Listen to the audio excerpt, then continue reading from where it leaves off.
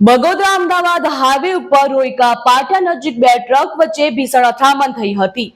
એક વ્યક્તિ ગંભીર રીતે ઇજાગ્રસ્ત થયો હતો, જ્યારે અન્ય 4 લોકોને સામાન્ય ઈજાઓ પહોંચી હતી. અકસ્માત એટલો ગંભીર હતો કે ટ્રાફિક જામના દ્રશ્યો સર્જાયા હતા.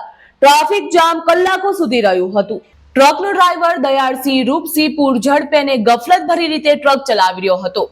સ્ટીયરિંગ ઉપરથી કાબુ ગુમાવ્યો હતો. પરિણામે તેનો ટ્રક સામે આવતી બીજી ટ્રક સાથે જોરદાર રીતે ટકરાયો હતો. ટક્કરની તીવ્રતાથી બંને ટ્રકો રોડના મધ્ય ભાગે આવી ગયા હતા. અમદાવાદથી રાજકોટ તરફ જતો ટ્રાફિક સંપૂર્ણ રીતે અંકુશમાં આવી ગયો હતો. ઘટનાની જાણ થતાં જ બગોદરા પોલીસ પણ ઘટના સ્થળે દોડી આવી હતી. ટ્રકનો ડ્રાઈવર પોતાની ટ્રકમાં ફસાઈ ગયો હતો. તાત્કાલિક જ ધોળકા ફાયર બ્રિગેડની ટીમ ઘટના સ્થળે બોલાવવામાં આવી હતી.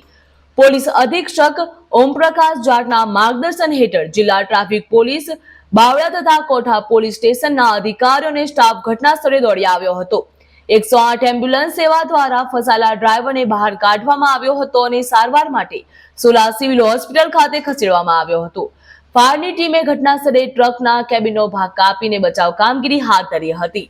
ટ્રકને હટાવ્યા બાદ રસ્તો રાબેતા મુજબ ફરી શરૂ કરવામાં આવ્યો હતો. આ અકસ્માતના કારણે એક ડ્રાઈવર ગંભીર રીતે ઈજાગ્રસ્ત થયો હતો તથા અન્ય 4 લોકો સામાન્ય ઈજા પહોંચી હતી. પોલીસ દ્વારા આગળની તપાસ હાથ ધરવામાં આવી હતી. હાલ સમાચારમાં બસ આટલું જ. વધુ માહિતી અને સમાચાર માટે આપ જોતા રહો TV 17 ગુજરાતી.